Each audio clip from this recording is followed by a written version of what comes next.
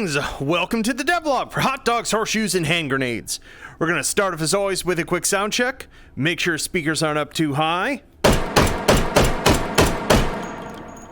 Wonderful. So what have we got for this week? Well, we are moving, arm swinger jump. We are moving on to the Alpha branch this week, and to go along with it is more of our AR goodies, this time really focused on attachments, and you've probably already seen the thumbnail for the video, so I'm just gonna go ahead and start with what you've been waiting for the most. We've got a brand new and significantly more accurate M203 to go with our AR15 set, and what's special about it, what comes along with, is the fact that when we affix it to a rifle, it automatically swaps out the 4 for our absolutely gorgeous looking heat shield, also lovingly known as the CHEESEGRATER. Let's pop that open there. Obviously, the sight that is up on the CHEESEGRATER is not going to be useful for our buckshot projectile. Oh, that is so much fun. That is just wonderful. But we'll take this sucker out to the Arizona range a little bit later so you can see how great this awesome sight is. So yeah, so basically any one of the ARs that's going in that doesn't have a railed 4, because I can't conditionally enable and disable rails without a bunch of issues, will have this internal behavior where it will automatically swap out the 4 for you.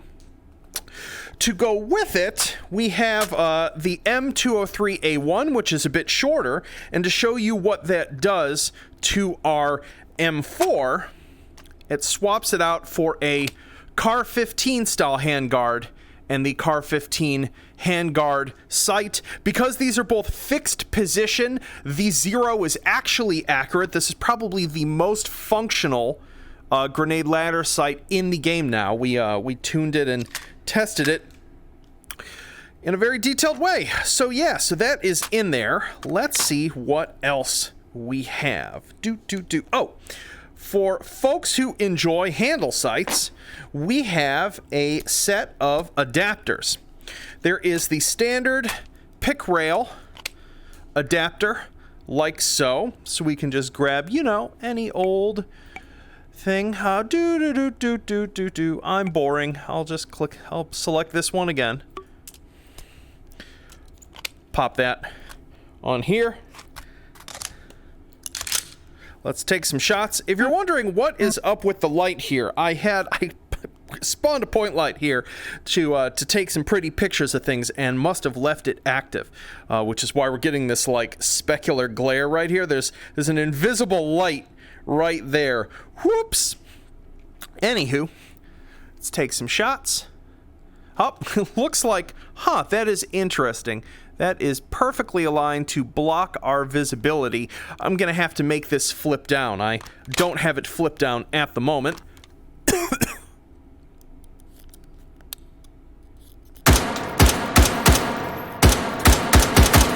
Good stuff. And if you want something a little lower profile, we also have the gooseneck adapter, like so. So we can put it, I know you're like, oh no, Anton has an excuse to mount a sight too far on his gun. I'm gonna use it. Honestly, I really love having that lower profile like that. Ah, wonderful. Absolutely wonderful. So what else? What else do we have? Oh, we've got some new suppressors. We've got, this is the, I'm gonna forget, KN, I believe, KNT. There we go, KNT suppressor. This has got that like really cool pattern on the outside.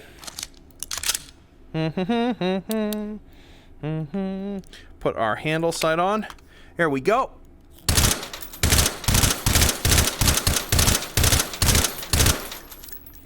Wonderful.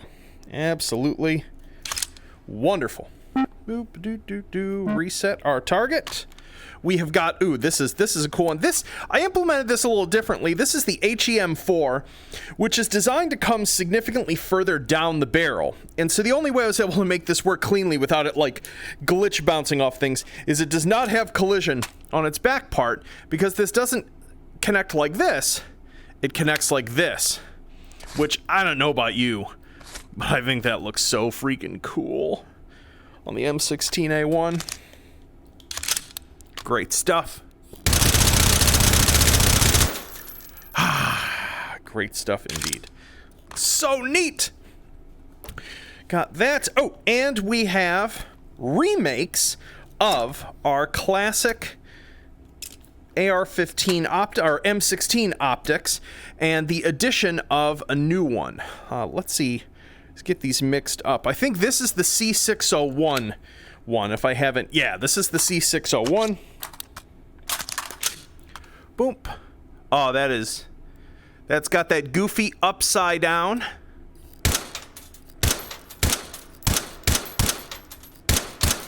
But still super clear to shoot with.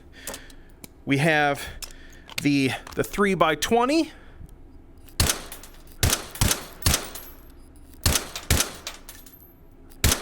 Also super clear. And we have a new version of the art scope, which, let's pop that up to 9x. Oh yeah, there we go.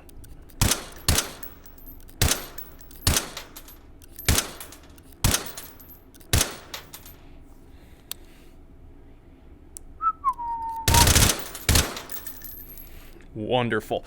Just look at how awesome that looks. Just beautiful. Classic styling. I have become such a sucker for the early AR-15s and early M16s. You know, Anton's a grump. The moment something has rails on it, I lose a bit of interest. I much prefer things from this era. What a looker. What a looker that is. Oh, and though I don't think I actually have one out to mount this to. Here, let's pull the A4 out here and go ahead and give it a handle sight. But we have some sort of remakes of and expansions of some of the classic parts. So our angled grip now has, we have it in black FDE and ODG, and it is a slightly more accurate look to it. Got a new version of this vertical 4 also in those 3 colors.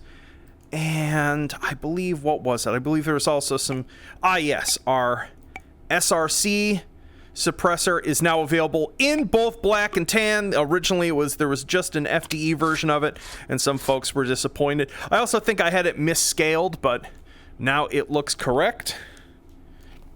Good stuff. Good stuff.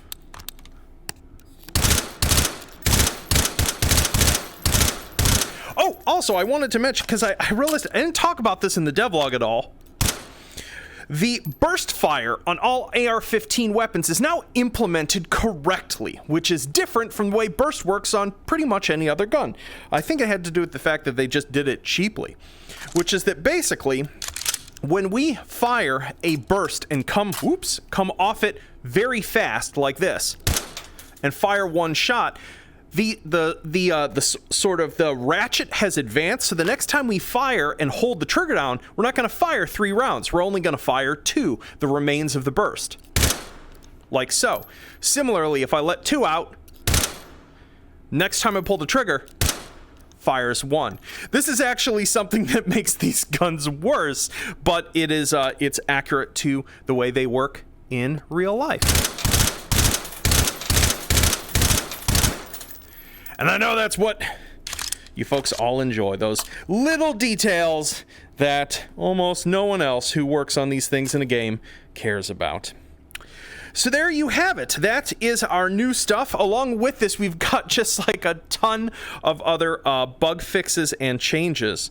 Before we jump onto VR, one thing I do want to mention Yeah, because we've got it here, is that I mentioned before the end of last year that one of the things that I wanted to do this year was finally replace all of Anton's old terrible cartridge models. Like my 5.56 here, that it's a little too shiny and polished. It's a little wasteful poly-wise. It could be a lot better, and a lot of this had to do with the fact that I built a couple cartridges back in 2016 before I knew a lot of the subtle nuances of how the dimensions worked and how edges should look, etc., and then just kept sort of duplicating that bad template for years and years. So Stefan has been working on there we go. Stefan has been working on some absolutely gorgeous new cartridge models that have accurate head stamps on them for each of the calibers. And let's see here, let's put these back in. Let's see if I can pick one up fast enough. Let's move our guns over here. At least one of those is still loaded. Okay. Come over here. There we go. We can see we got scorching. Oh, look at that. We got primer strikes. We have primer strikes, and that disappeared. You know, I used to be good at that. I'm so out of practice. So this is going to slowly come to all of the different cartridges in H3. There's a lot of them. But so we're going to be doing them in sort of conceptual groups. This week's update has a bunch of the sort of straight pistol ones and a couple of the older straight pistol ones, I believe, and a couple miscellaneous ones like 30 carbine. The next group that we'll probably do will be revolver ones, where I know being able to see primer strikes is most important. And we'll just slowly work through them about as fast as our sanity can take. Just measuring and updating. Come on. Oh, almost. Nope. Anton's bad. One last try. Oh, almost. It's so hard with realistic gravity. Anywho, to finish things off, I said I would do a little bit of shooting out in the Arizona range. We have our, actually don't need this scope. We have our M16 with our grenade launcher. So, oops. Did not mean to fire there. Whoops. So we have 1, 2, 3, 4, 5 ticks on this site. That's 50, 100, 150, 200, 250. I've got some standees here at 50, 100, and 150, so let's give this a shot. So here it is at 50. Feels almost like aiming straight forward. Oh, blammo! There that fellow goes. Here we are at 100.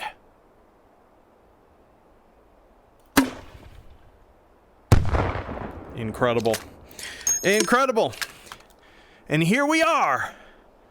Off our grenade irons at 150 meters, usually a very difficult distance to hit anything. I might have been a little to the left there. Oh, right on target. Look at the bits of that wiener go. So there you have it. That is our beautiful new M203 with accurate grenade sight, ready to be played with. I am so happy with it. It's amazing how long it takes for a grenade at 250 to land. Just look at this travel time.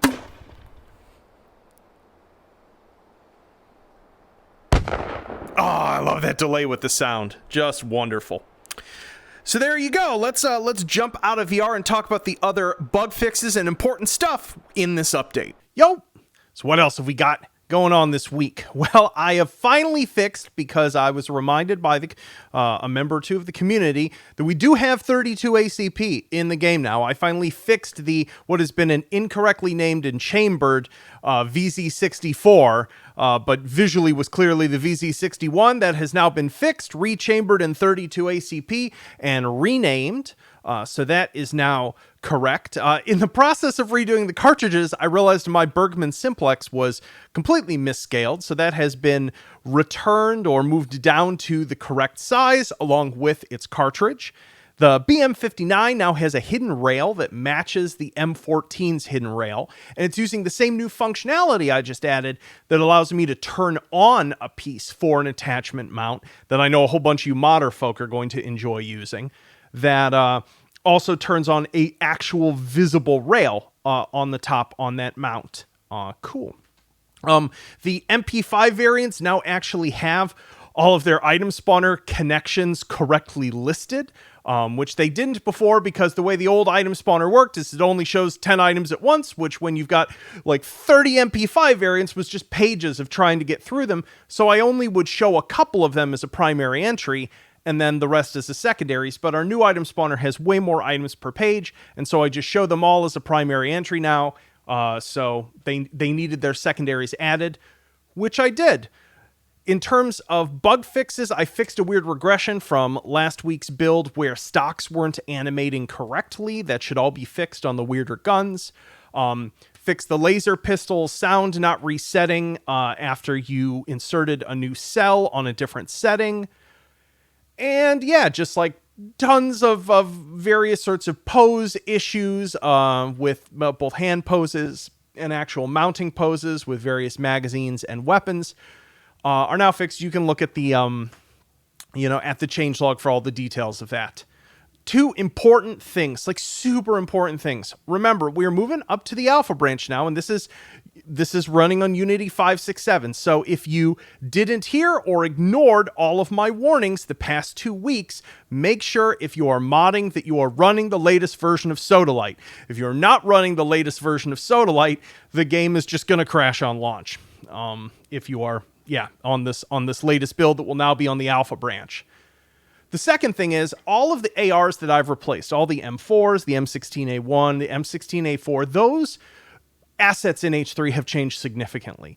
The order of their mounts, the exact position of them, all of the dimensions. And that basically means that if you have a prior version of any of those guns saved in your vault, those are basically fragged at this point. They should still load, but it might just look like a abstract sculpture in terms of things being attached to incorrect mounts, because even though they share the same name, it's functionally a brand new asset, and because enough things have changed, I wasn't able to migrate over those properties to actually to sort of have those guns be reconstructed because of the way the vault format works. So my apologies, but at the same time, I imagine those of you who enjoy tinkering with ARs are going to be like, oh dear, I have to sit and configure a whole bunch more guns that I like.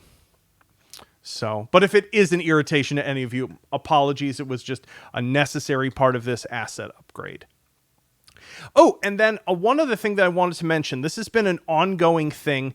I know a lot of folks have had problems with the game from a performance standpoint with Windows 11, because, and some of it's been driver stuff. It appears some of it has been on the Steam VR front, especially with like 4000 series NVIDIA cards. Apparently there's a fix for that in the latest Steam VR beta, but I did want to just mention from the information I've been able to collate about this problem, make sure that you have Windows hardware scheduling disabled if you are running Windows 11. Additionally, when you're running H3, two things that are sort of like if you're dealing with like weird frame timing or like I've got a fast machine, why is the game running really badly? One of the things that can be the case is that your GPU may be trying to VSync the VR game to your screen refresh rate. So make sure that you have in your GPU options VSync force disabled and see if that fixes your problem. The second one, which is more of a pain, is that apparently there have been some issues with folks who have done an upgrade installation on Win 11. And this has helped explain for me why certain people with brand new machines running Win 11, things have been rosy. Everyone's been like, VR works fine for me. But a lot of people who had a machine that had Windows 10 on it and did an upgrade installation instead of a wipe Windows off the machine and start fresh have all of these weird assorted problems.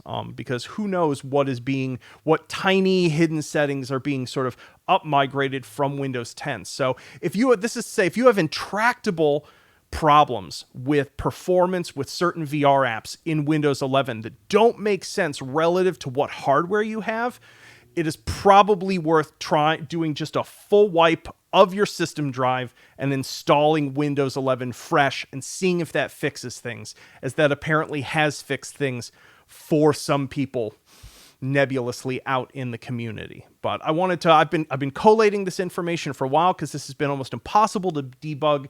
There's been like no consistency in terms of like what hardware has caused it or other properties. And so I've been waiting to try to convey this to the community till I had like a real answer on what to try. But that is the best that I have been able to muster and put together. So I hope for those of you who have had issues along this lines, that helps. So anywho, I hope you all enjoy playing with the new toys over the week. In terms of what's coming up, this is basically just the smoke test for this build for this week, going out to a larger number of people, double check that everything is fine, and then next week we'll move this to main branch. I'll probably drop another couple toys, and then I am taking a rare vacation.